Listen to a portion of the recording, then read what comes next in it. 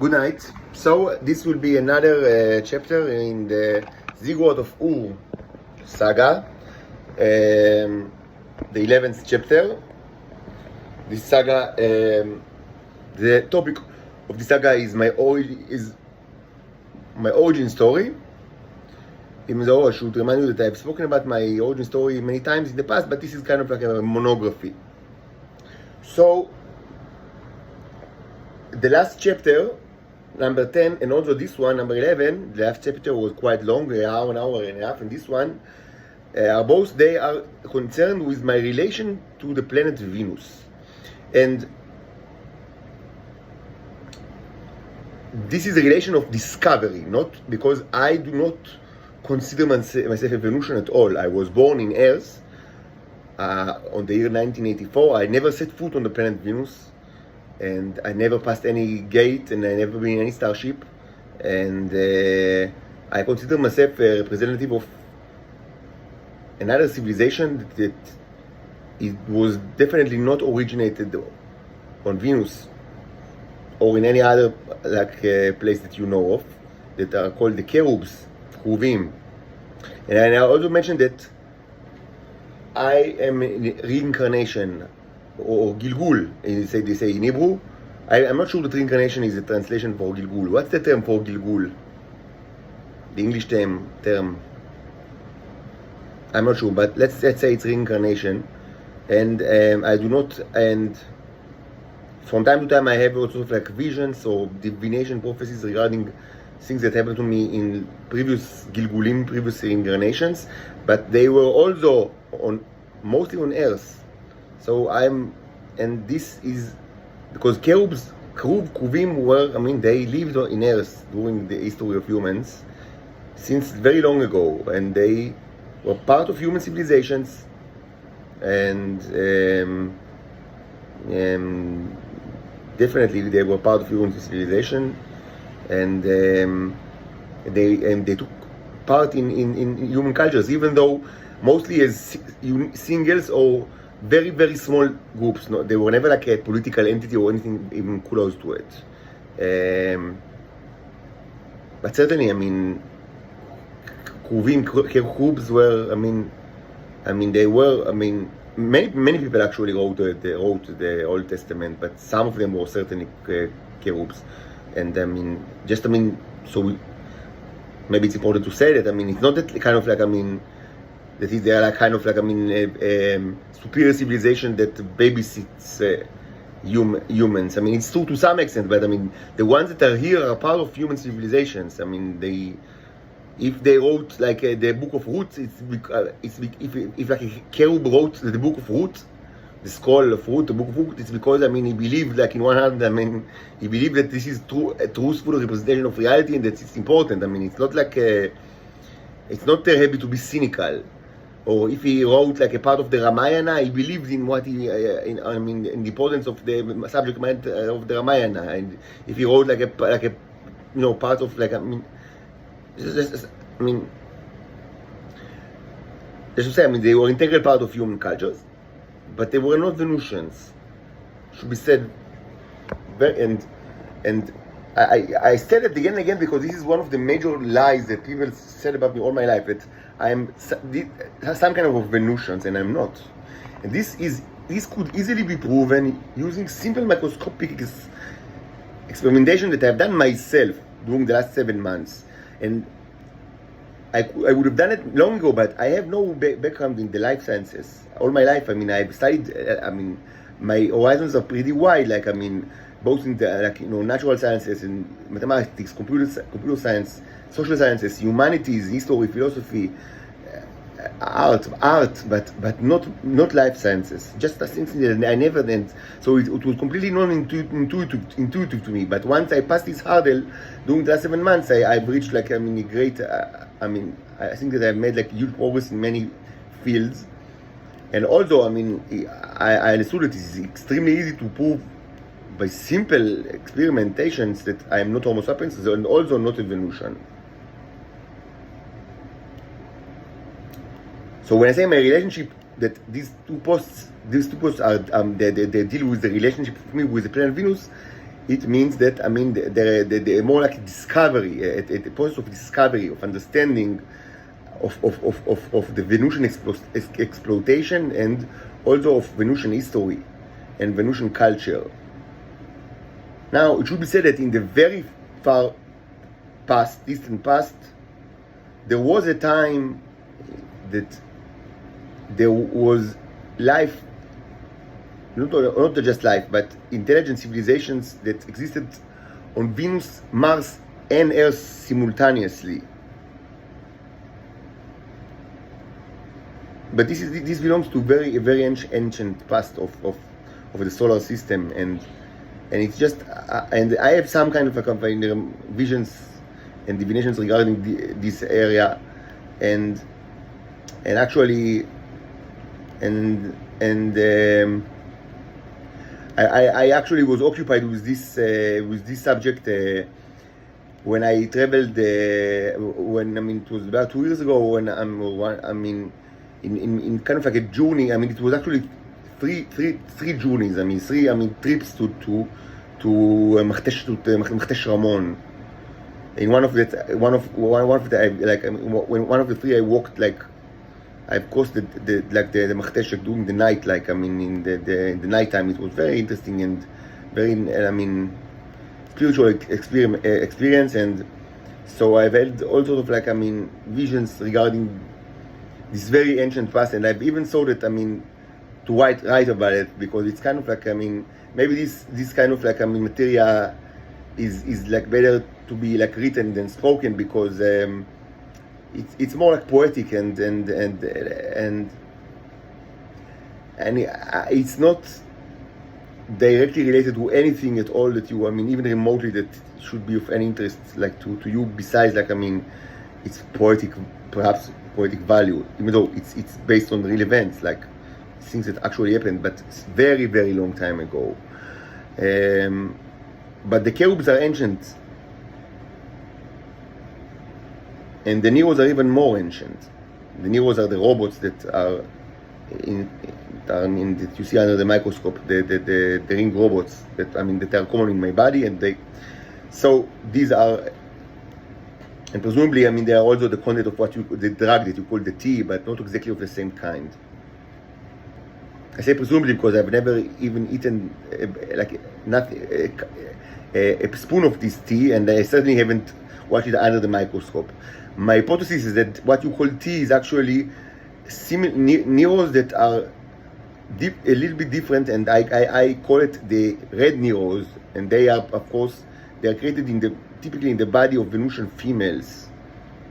And I call my own Neros, I call them the yellow ones, even though, of course, not because of their color. It's not. It's just a code name. It's not really that they are. This one is yellow and this one is red. It's just it's just it's kind of arbitrary coloring. It's not entirely arbitrary. There are reasons beyond the truth, but it's not that they look yellow. Sometimes actually they look yellow and red, but this is not the issue right now. Why they change their color and what does it mean? It's a whole different issue.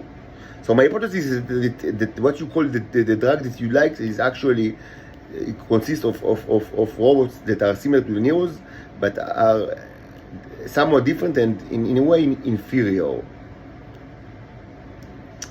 That's my hypothesis, but I have never even seen this drug and never touched it, never eaten it, and certainly haven't ever had any experiment with it. Now, why do I remind you of all of that? Because this is pertinent to the process of my own process of discovery regarding the nature of Venus and the evolutionary exploitation. So let's continue from where we stopped in the last video about my understanding or theories regarding Venus during the year 2020, when I wrote about it in several blog posts. Mostly, most of it was written, of things were written in a blog post that is called Thoughts About Religion, Science, and the Space Race. But also, these issues were, some of these points were elaborated on other posts as well, several other posts as well, from all from 2020, from the year 2020.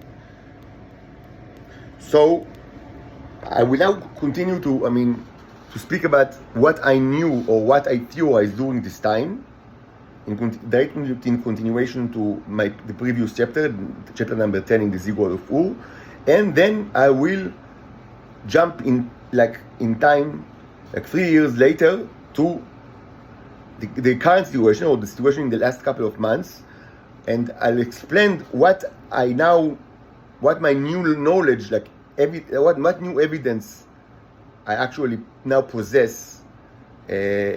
Again, not evidence regarding the planet Venus, because I have no direct evidence regarding the planet Venus. It's only hypotheses, but there are strong hypotheses for reasons that I have outlined in the previous chapter. But I have new evidence regarding my own body and the nature of the neurons, and this is very pertinent. So let's continue from where we stopped in the last chapter.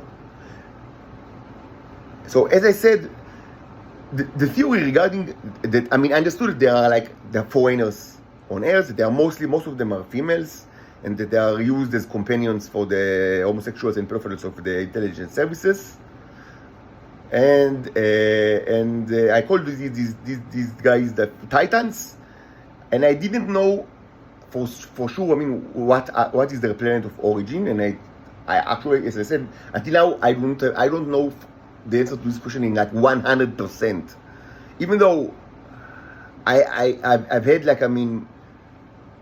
I was sure in 99%, and I'm even sure, I'm even more confident now that it's actually Venus, for reasons that I've already spoke about in the last post, and also I've written in the last chapter, last video, and also I've written about it, back in 2020, yes.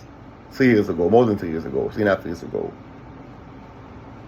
But as I was saying by the end of the previous chapter, there was kind of a gap in the theory, or a missing part, that even though, it was very interesting, and I understood that there is a big issue behind this missing part, it wasn't a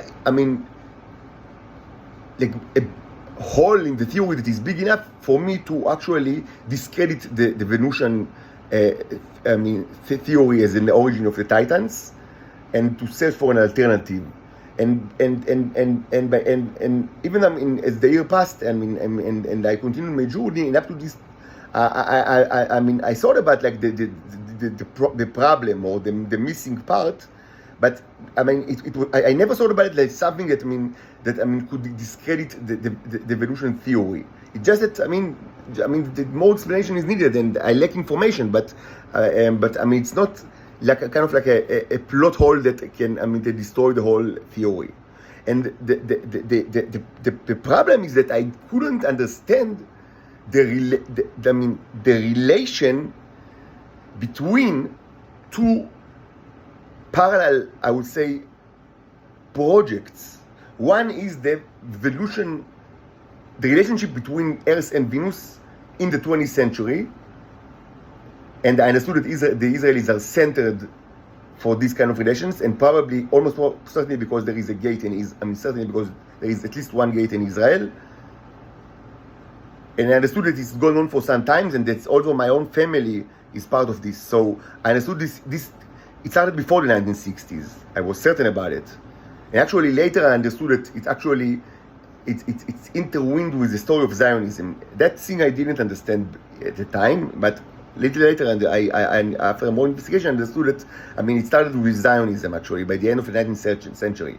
But at the point when I wrote the post 3 years ago, I'm sorry if you're still confused about what did I know when and why. Maybe some of you even think that it's not that important, and I respect this kind of maybe you just want to know the latest theory, and you don't care about the history of the discovery, but I respect it. But for me it's important that actually to describe not just my latest theories, but also the process of discovery, because first for my own for reasons that these videos are also used by myself for documentation of my thoughts, and they're important for me, for my own purposes, and also I want to be as clear as possible, and to just to explain, I mean, what was my thought process. I mean, for maybe some people are interested in that, and maybe not.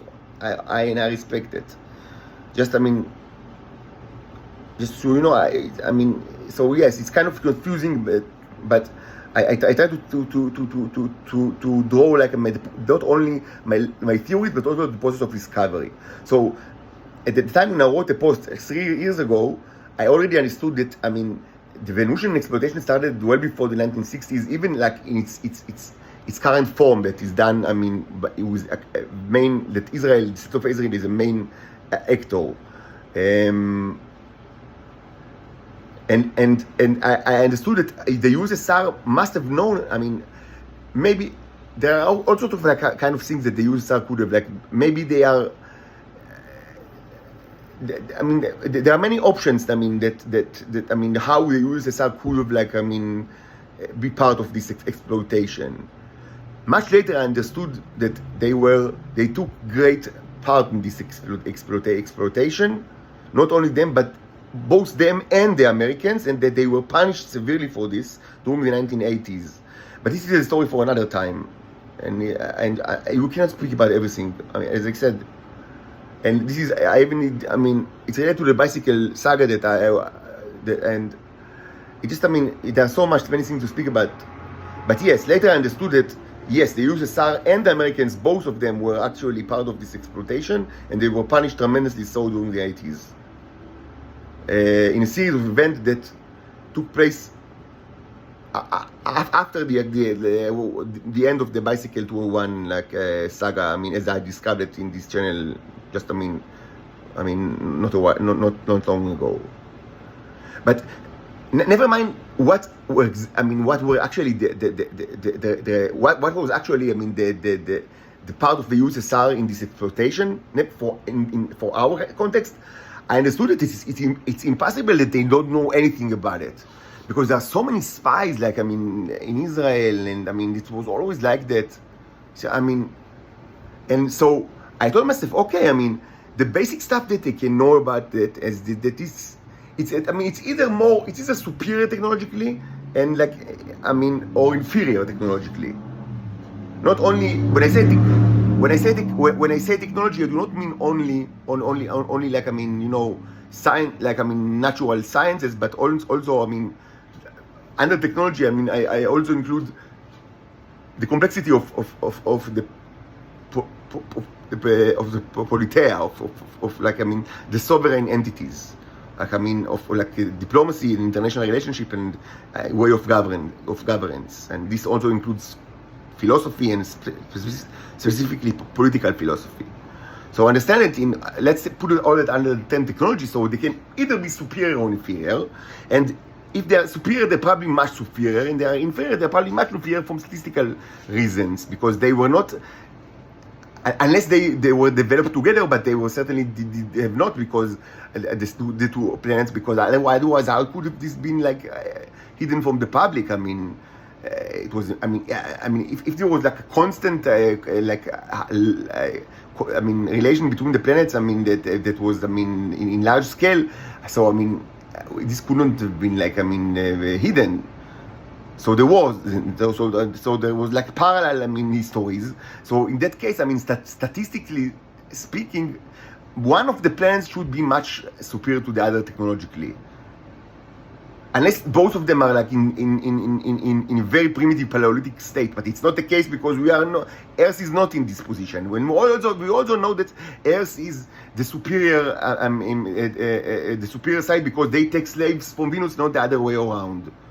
So all of this leads us to understanding that Venus is actually by far inferior to Earth technologically. So, and the Soviets must have known it as minimum. So why did they put so much effort in the Venera project, which was a space project that took 20 years and included like something called 20 probes? Some of them were actually, I mean, weighted like a ton, which is a huge spacecraft. And so I understood that everything that, I mean, almost every public knowledge that we have regarding the Venera project, as I said, is a lie. But okay, what was the truth? And I understood that this project, yes, it was a space project. Now, how did I understood it? Because otherwise, I mean, why do we need all this cover up? I mean, for 20 years. So if this project was complete fake, like nothing actually happened at all, like it was all like some people have theories regarding the Apollo project, that it was all, I mean, you know, directed by Stanley Kubrick, you know, I mean, it was all like, I mean, Hollywood fake, I mean, but if this was the, so if this was the I mean, the nature of the Venera project, why would did they, I mean, stretch it for so long, for 20 years? Doesn't make sense. Now, if it was actually a real project, but not of I mean, that maybe do not belong to space, then why did they cover up? What did they do? The cover up of space project? It's and for so long, it doesn't make sense. And perhaps, as I suggested, perhaps they had another ongoing project of kind of like, I mean, invasion to like permanent invasion to planet Venus, of the type of the Israelis had, like all throughout the 20th century and the 21st century, with intermissions, but I mean, for many years. Or maybe they had, like, I mean, you know, short military incursions, like the ones of the type that you see in the original movie Stargate from the late 90s. Maybe, I mean, all of this can be possible, but why should this be covered up by a space project? I mean, this doesn't make sense, and it's certainly not such a long one. All of this hints us that yes, Venera project, even though everything that we know about it is bullshit manufactured by the KGB, it was indeed a space project. And I mean, most certainly it was, I mean, centered on the planet Venus. So what was its objectives? And also, what did they actually, first probes actually have seen? Because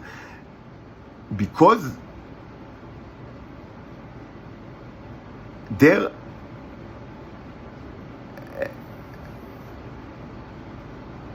so I mean, let's get back to it in a second on the issue of the first probe to Venus. Okay, let's get back just in a minute.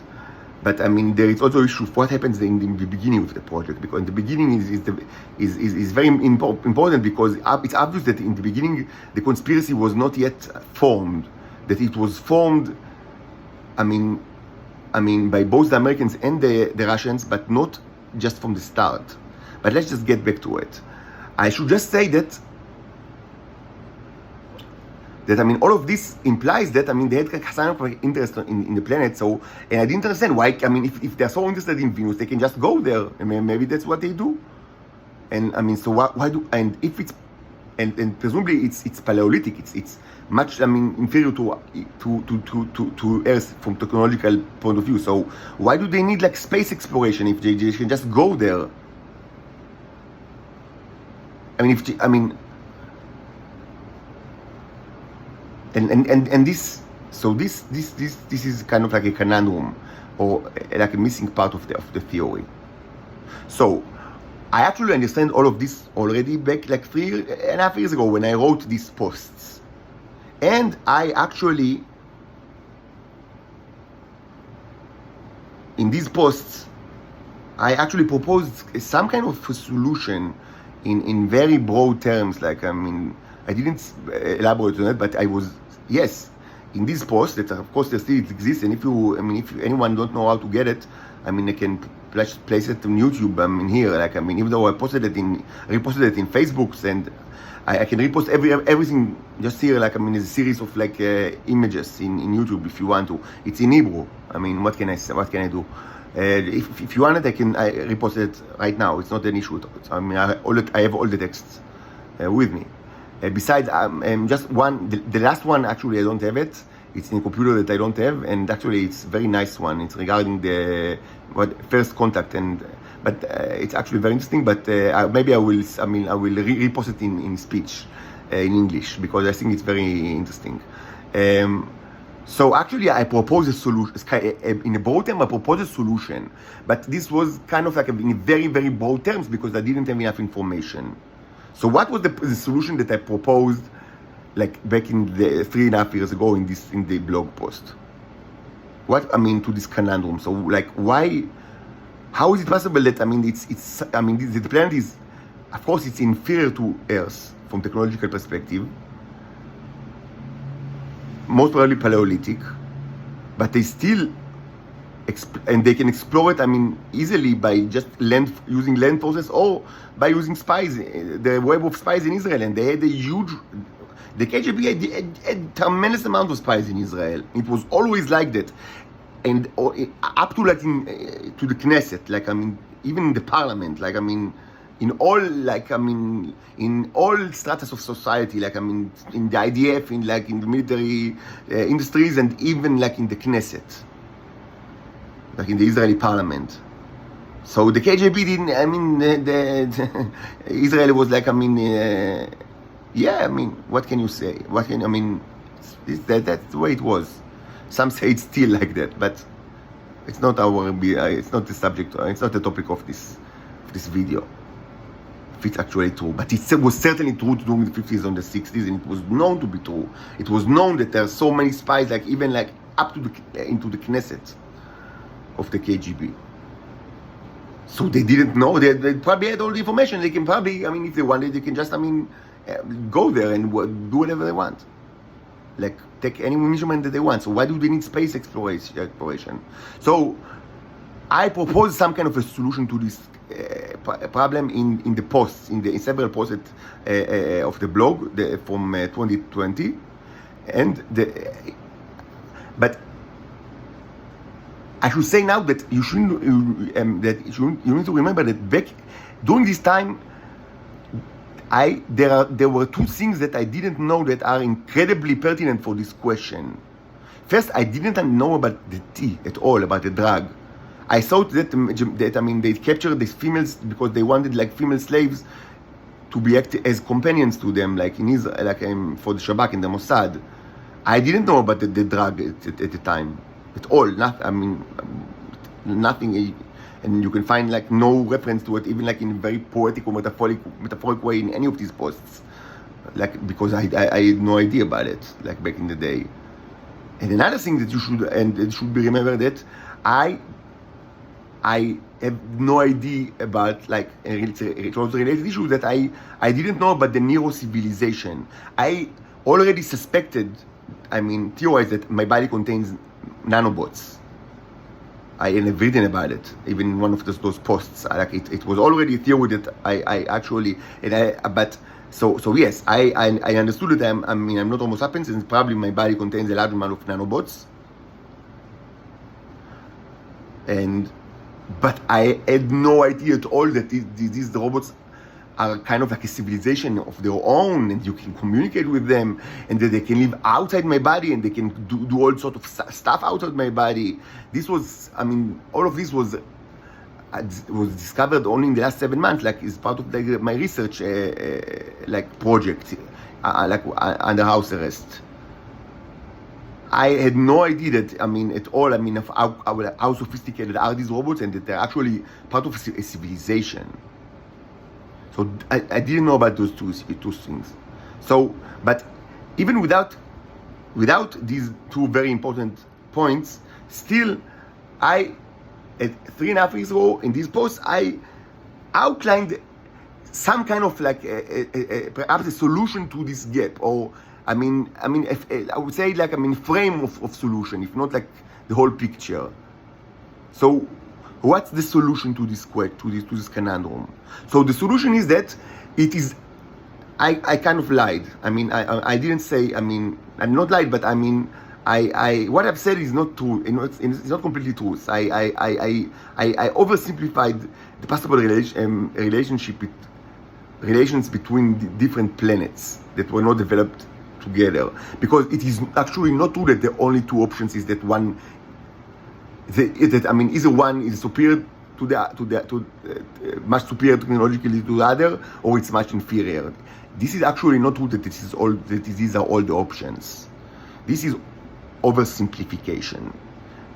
But in reality, there are additional options. And again, we speak about two planets that were developed in parallel without, maybe they had, like Venus and Earth, that they developed in parallel. That they didn't have constant, communication and transfer of knowledge and people, I mean, using the gate, because I mean, it's certainly, I mean, manifestly it's not true, but like Venus was an is, because if it were, I mean, everybody would have known about it. So such two planets actually, I mean, the relation or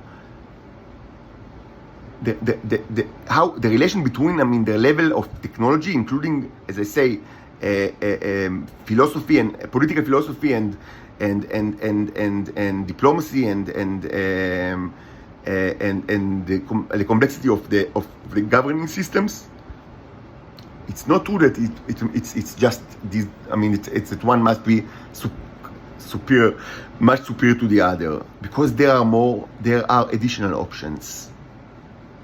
But most of them are bizarre. They are like, I mean, they belong to, I would say, to the bizarre realms of science fiction. Most of them.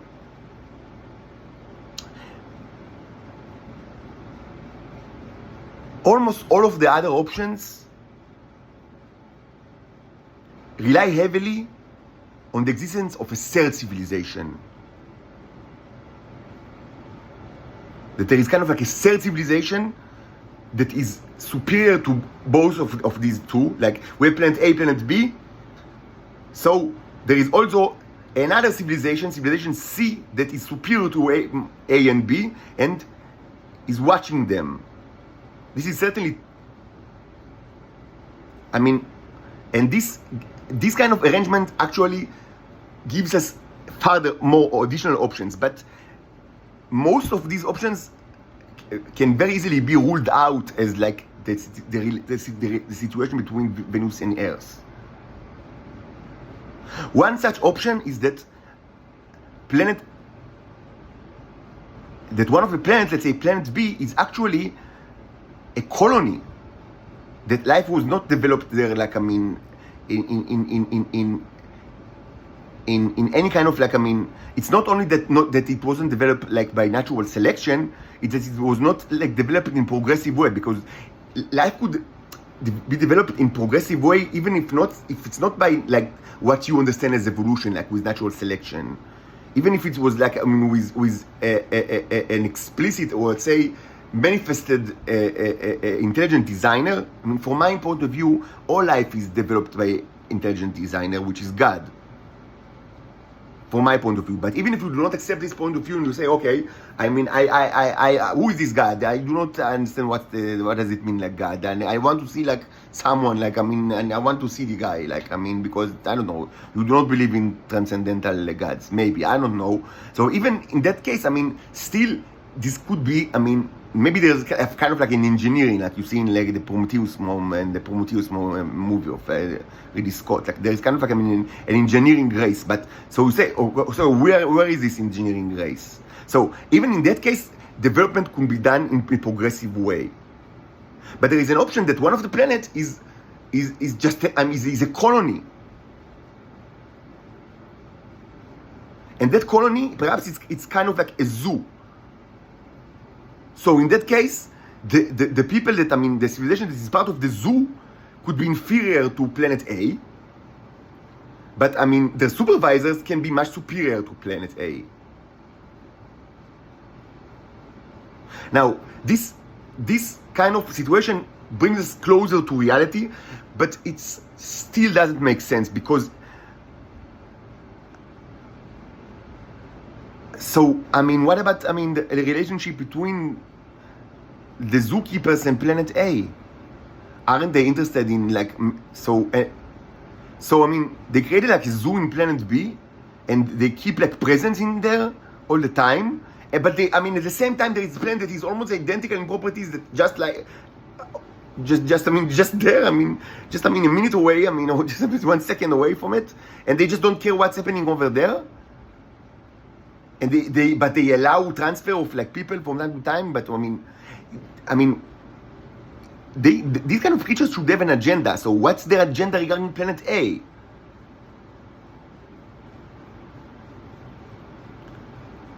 So I mean, so you can say maybe, I mean, they are like very evil.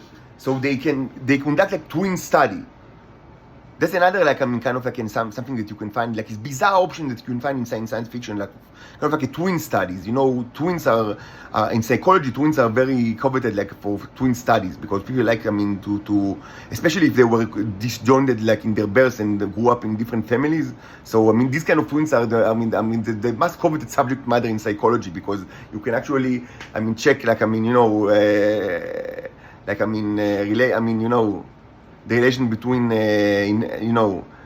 genetics and environment influence with like twins, preferably identical twins that were separated in their birth and grew in different families. So maybe there is kind of like a bizarre options of planets that are like that they were kind of like twins that were born together but separated but I rule out these kind of options from theological point of like I cannot forget God. I cannot say that I cannot push God out of the window. And to say let's not speak about God at all.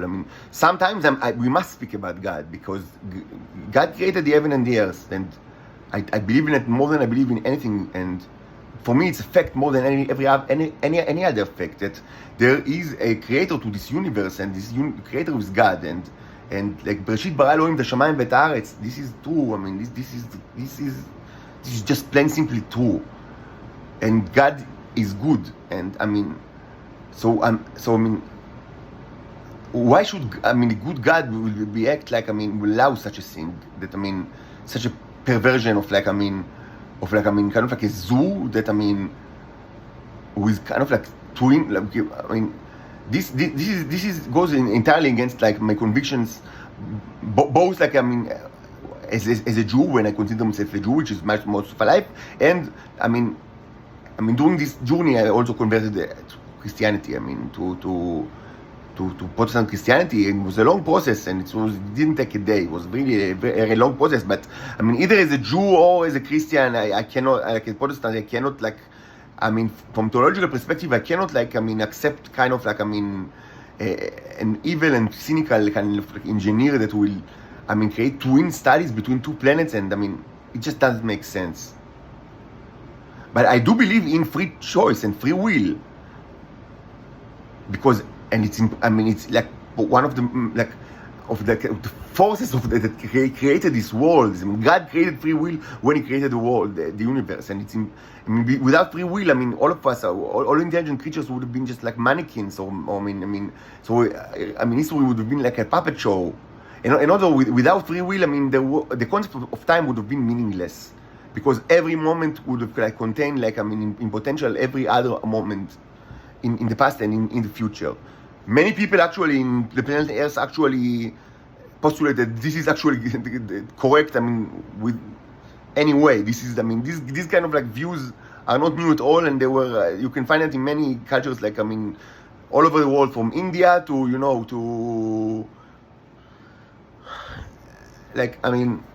to Persia, to Greece, you can find this view that that every moment, or you can actually this was reiterated by Nietzsche, much later, and that every moment, that every moment actually, Nietzsche actually, he didn't still, it was before time of computers, but he almost spoke about computers, even though he didn't have the words, but he said, that every moment, if you have machine that is smart enough to understand to get all the information that is required about every particle in the universe, then you could have known then you also you have complete knowledge of all the past and all the future, because according to Nietzsche, Friedrich Nietzsche, such a computer, again, he didn't use the word computer because he didn't have the word, but in more modern terms, it's clear that he speaks about computers without understanding and lacking the concept. But it speaks. It's very clear that he describes some kind of a supercomputer, a hypothetical supercomputer. Presumably does not only knows everything about like the current state in the universe, but also, I mean, in every moment contains all the information we need about every other moment in the past or in the future. So, if this is true, now Nietzsche did not invent it. As I said, you can find it in ancient philosophies all over the world. Of course, I do not accept it as true at all. This is alien to classical monotheism, because classical monotheism is, I mean, accept free will. I mean, modern accept. I mean, it requires the free will, free choice. Because otherwise, time has no meaning. Because again, every moment contains like every other moment in potential. So where were we? So yes, God is not like an evil engineer that creates all sorts of like psycho twin studies between planets. But God allows free will. I mean, it more than allows. God, I mean, free will is necessary for this universe to have any meaning, and for the notion of time to have any meaning. So yes, intelligent creatures like me or you, I mean, whether you are Titans or like Venusians or Homo sapienses, yes, or maybe other races that, in the future that get this tape. I mean, yes, intelligent creatures, they have free will. This is one of the tenets of this universe. So, free will can allow societies to destroy themselves. And before we get to it, because this is of course the correct solution, but we should also say that, I mean, there are more actually, if you want to be very rigorous, there are additional options, like, I mean, regarding, I mean, the relation of like two planets, I mean, from the technology level. There is also the option of that, I mean, kind of like a planet, I mean, that is described in H.G. Wells' in like a journey to the bottom of the earth, something like that, and something like that also, I mean, is represented in the original series of Star Trek. And kind of like, I mean, there is like a city, like kind of like a planet where, like, I mean, there is like an upper class that lives like on clouds or something like that, and like the lower class that lives on the ground. And it's somehow related to H.G. Wells or Jules Verne. No, it was not H.G. Wells. Yes, it was H.G. Wells, the journey to the bottom of the earth. Yes. So this kind of situation where there are two classes of creatures, like, I mean, and one is very sophisticated technologically, and one is very, like, I mean, is much inferior. But in that case, I mean, if this is the case in Venus, like in one of the two planets that we compare, and like in planet A and planet B, if this is the case in planet B, then, I mean, the ruling class in this planet are evil. I mean, why do they allow this to happen? They are evil. And if they are evil, how is it not, why didn't they, like, I mean, also subjugated the people on planet A? Like, they have the way, they have the gate, and they are superior technologically, so why didn't, I mean, so they only cared about this, I mean, they're so evil that they subjugate, I mean, people in their own planet, but there is like a adjacent planet that, I mean, is right there, like, I mean, to subjugate it, but he said, no, we don't go there, they do whatever they want, even though there is a gate between them that, I mean, it's like, that allows, like, easy travel. So it cannot be the case. And there are actually more additional bizarre scenarios that are, all of them can be ruled out either from the fact, either by the fact that, I mean, that Earth and Venus are so close to each other, and they share the gate. So, I mean, any kind of, like, I mean, potentially, like, superior civilization C, like not A, B, but other, like, maybe if there is like superior civilization C that is both superior technologically and also evil, it doesn't make sense that they will subject their evil ways only on one of the two. So most of the bizarre options can be ruled out, and some of the bizarre options can be ruled out from theological perspective, that you might accept and you might not, but I mean, this is the way this is important for my understanding of reality. And this leaves us only with one option, but this is actually like a group of options, like a group of scenarios. And this is the group of scenarios that is the post-apocalyptic scenario. And I refer to it in several of these posts from 3.5 years ago, of the post-apocalyptic scenario. I refer to it explicitly speak about it, but not very elaborately because I didn't have the information. The post-apocalyptic scenario postulates that there is planet A, like Earth, and planet B, which is Venus, but in planet V, at some time in their history, they had a civilization that was very sophisticated,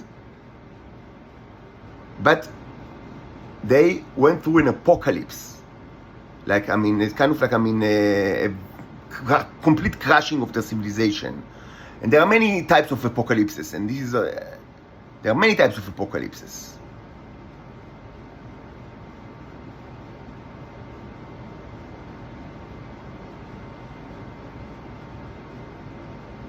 I would say that even just right now, very early in this discussion, I would say that we have strong reason to believe that the apocalypse in our case, in Venus, was actually a type of. There are many scenarios of apocalypse that are dealt with. Not only from ancient literature, apocalyptic literature, but that are dealt by scientists, futurists today, people that are dealing with science fiction and hypotheses regarding theories regarding the possible directions for the future, for future civilizations. So I would say that even as in this point, which is early in the discussion of the nature of Venus, we can say that we have several good reasons to believe that the apocalypse that they went through is the type of war, huge war, tremendous war. In other words, titanomachy.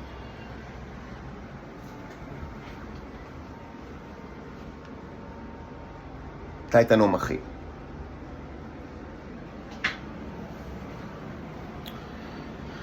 This is one of the reasons that the concept of titanomachy is always very pertinent in my art. Including these paintings and many other paintings and sculptures and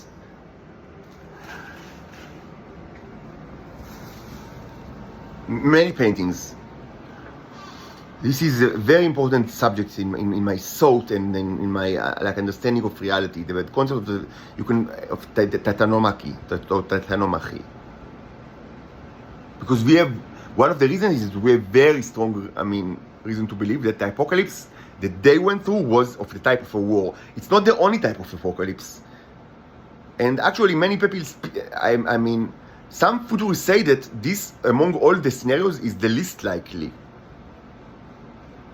That actually wars are, for all sorts of reasons, some people think that that wars cannot actually be apocalyptic, and that that it's actually the least probable scenario. And they have all sorts of reasoning why is it like that. But with this regard to whether they are right or not, I have good reasons to think, and I've already had those reasons 3.5 years ago, to think that the apocalypse that we refer is of this type. Be it that is made that maybe Isaac Arthur think that this kind of apocalypse is actually the least probable one. And okay, so he has, I respect Isaac Arthur, and he has his own reasoning, and it's interesting, but I don't know if he's wrong or right, but I have very strong reasons, I've had very strong reasons to believe that this apocalypse was of the type of a war apocalypse. Titanomachy.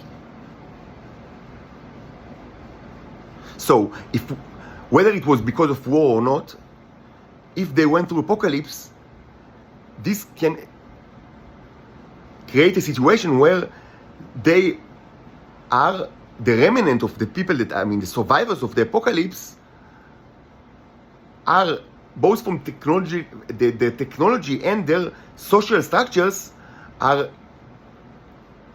inferior to those of planet A, at least at some point. Maybe all of this happened a million years ago, where they were all much superior to, presumably, let's say that that the history of the Earth is what you think it is, even though it was not. So because the history of the Earth is also completely different than what you think it is. But let's say that what you think about the history of the Earth is actually true. So the Earth is planet A in this kind of duality. And so maybe all of this happened in planet B, in Venus, a million years ago. And at the time, both the civilization before the apocalypse and after the apocalypse, they were both by far superior to civilization of Earth, of planet A. But maybe, after a million years, planet A advanced, but planet B couldn't advance because they were stuck as a result of the apocalypse. Maybe. This is not exactly correct because, as I said, this relies on false history of the planet Earth. So this is not exactly what happened. But for simplification, let's say that it's something like that happened. For simplification, it's not exactly what happened. But for simplification, for now, we cannot discuss everything together. I try to, these videos are becoming so long anyway. People are impatient. They like, TikToks, 10 seconds video, and so I can speak about everything. But for simplification, let's say that this is the case, and maybe the civilization in planet B was stuck. So at some point, planet A actually surpassed them. So now planet A is superior to planet B from technology perspective, but still planet B, perhaps it contains many remnants of the civilization that was the dominant civilization before the apocalypse. And maybe some of these relics are actually much superior in their technology to anything that both, the people of the planet B know how to produce, and also of the people of the planet A know how to produce.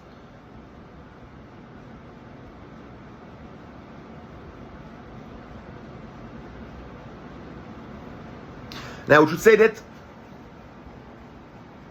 this is somehow, if you want to search for a science fiction equivalent, I don't have something that is exactly like that comes to my mind right now. Maybe if I would think about it more, I would find something. But I know I've read a novel that is quite famous and actually quite successful. That spawned 4 sequels, but I haven't read the sequels. I've read only the first one that described somewhat that situation that is somewhat similar to this situation. And this novel, it's of Philip Jose Farmer. לך אל גופותיך הפזורות, or go to the scatter bodies go, something like that. To your scatter. It's the first of the 5 novels in kind of the River World saga. I think I've read the first and the second one, but not more than that. But the first is the most important, and this is not exactly the same because this kind of the Philip Jose Farmer describes something a situation where it is actually very interesting that of kind of an afterlife, but afterlife that takes place in this universe, in a physical place, kind of a Garden of Eden, in a way that it was kind of mentioned, by in the book of Genesis, or by early, monotheistic cultures, and that I understood the Garden of Eden or Paradise to be an actual place in this reality, in this world, or in our terms, I would say in this universe. So it's you die in Earth, and then your soul is kind of reincarnates in a body in another place, which is paradise. But actually, this paradise is actually a planet in this universe with its own laws. And this is somewhat, this description is somewhat, it's getting us closer to actually the situation in Venus, even though I mean, it's the closest thing that I can think of right now. I mean, from science fiction.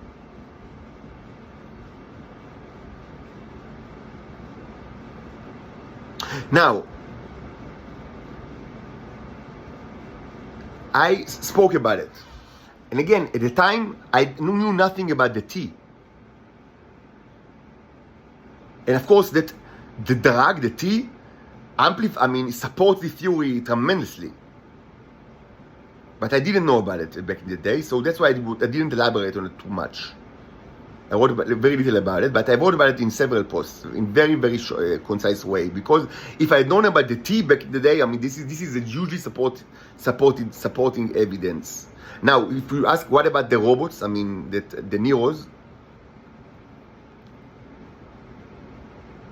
So let's. This is also supporting evidence to this theory, but it also makes the situation even more complicated even more complicated. But in general, it's I would say that in general, yes, the nature of the robots is demonstrated under the microscope, like you see in this channel, even today, like in the video that I posted today.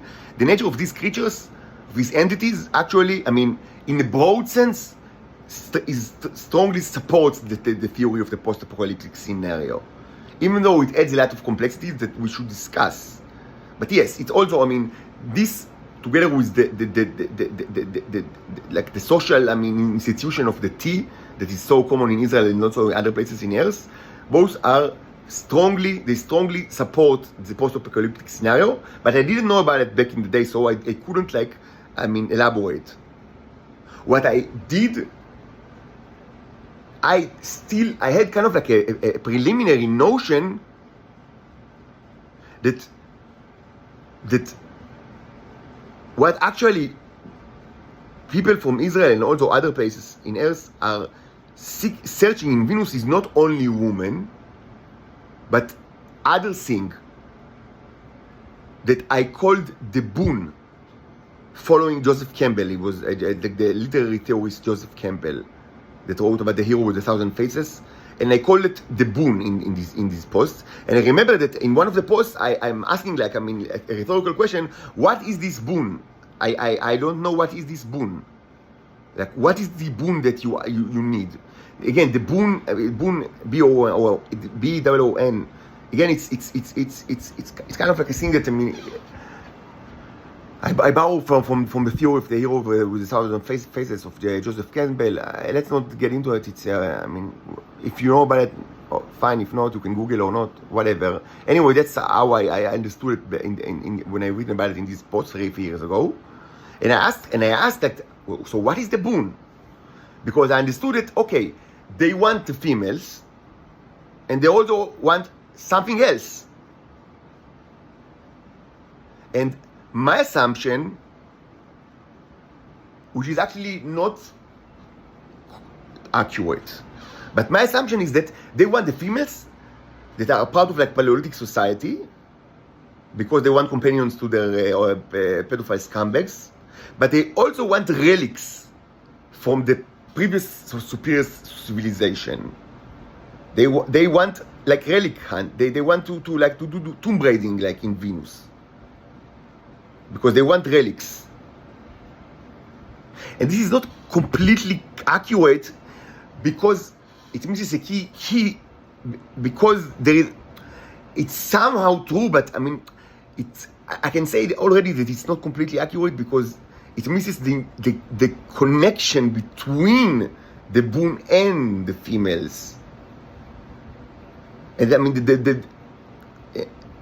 there is some, okay, but this let's speak about it later, because this I had no way to understand it back in the day, 3.5 years ago, when I wrote about it. My assumption is that yes, they search for females, and they also search for the relics.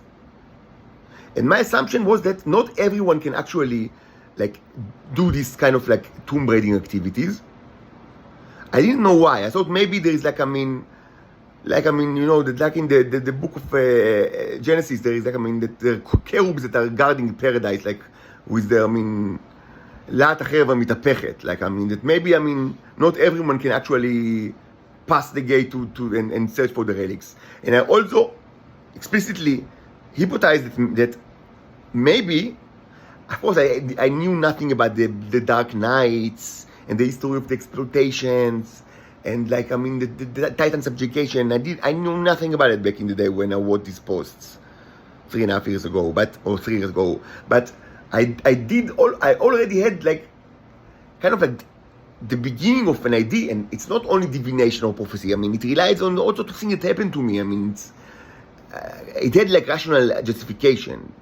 I didn't know about the tea, and I didn't know about the history of the subject, and of course I didn't know about the saga, the bicycle saga, and the story of the Dark Knights, and I didn't know. But I understood.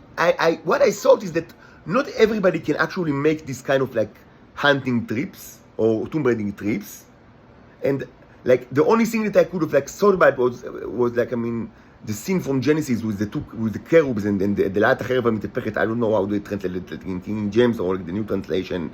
It's kind of difficult to translate because it's completely obscure term. It's the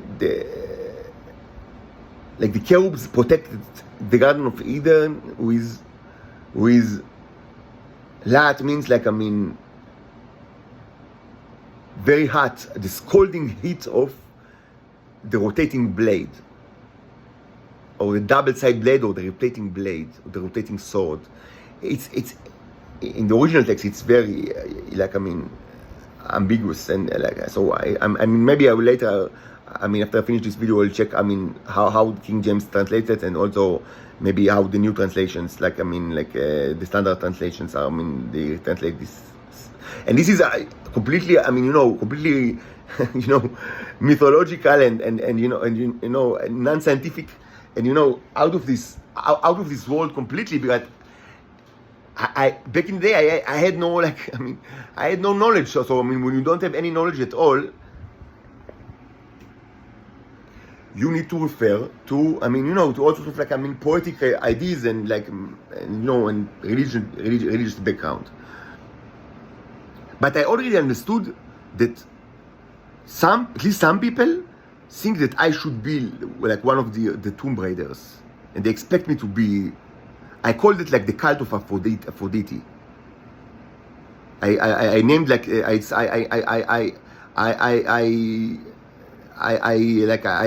wrote it there is something that there is a secret cult in this world that is called the cult of Aphrodite, and the members of this cult are, according to the hypothesis, actually the intelligence services of the richest nations of this world, but also of Israel.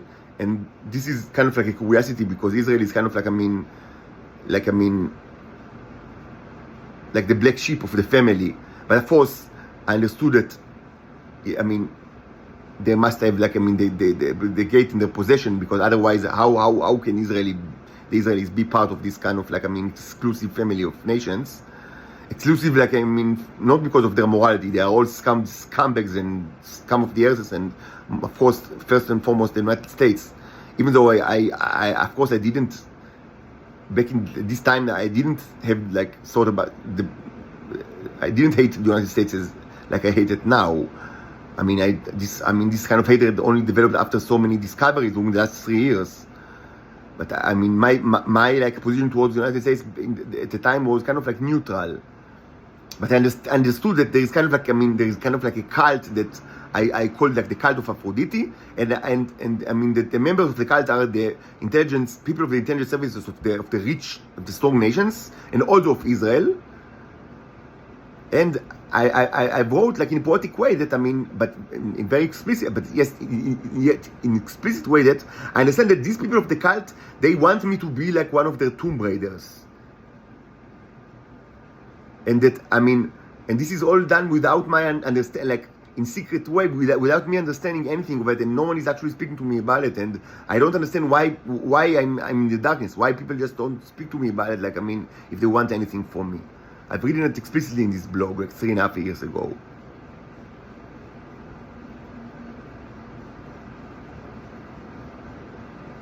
And this was the outline of how I dealt 3.5 years ago in this blog, in this post, with this gap because if this is actually the case, it means that there might be huge relics in Venus, not like just relics like like you see in the Indiana Jones movies, small objects. Maybe there are like huge relics over there, tremendous relics, and maybe in order to actually identify the relics and like make sense out of the relics for all sorts of reasons, but most certainly for the reasons of like the tomb raiding operations, maybe you actually need a satellite. So maybe the Venera probes were actually satellites that were used to make sense of like the huge relics that apparently might exist on Venus, and also to give practical military logistic information for tomb raiding activities that of course are done using the gate, not using like starships, but still the satellites are of great importance. And I understand the importance of satellites. I served 6 years like in like Teisha Chamot in the unit, like in the intelligence unit in Israel. My main focus was satellites, like in my military service. I was a computer programmer, but I'm allowed to say it's not a secret. This effect in itself, it's not a secret. I'm allowed to say it. I was a computer programmer, like for almost 6 years in the unit 9900, and what I've done is, almost everything that I've done relates to satellite imagery. It's okay to say it. This in itself is not classified. Just so no one will think that I expose classified information. I do not. So I understand the importance of satellite imagery. So I thought, okay, so this can be an explanation that they need satellite imagery, and they already started they wanted to have it like back in the 60s, because they wanted to make sense of what's going on like in the ruins of Venus, and also for practical purposes of these tomb raiding activities.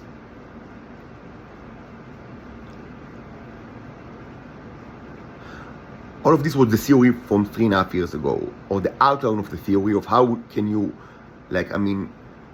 explain, or what's the relation between the space project and the land project of Venus.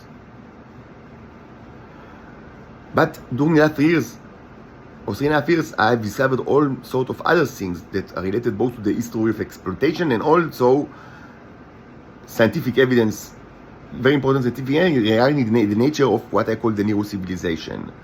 And this makes the picture even more complicated, because in reality what I've just described now is in some way true, but it's not completely accurate, and reality is more complicated than that. Even though, yes, it's, these theories, as they were outlined in these posts 3.5 years ago, mostly what I wrote is kind of correct, but it's far from being accurate and far from being complete. So, but this is already 70 minutes, and I need to take a rest and to drink something.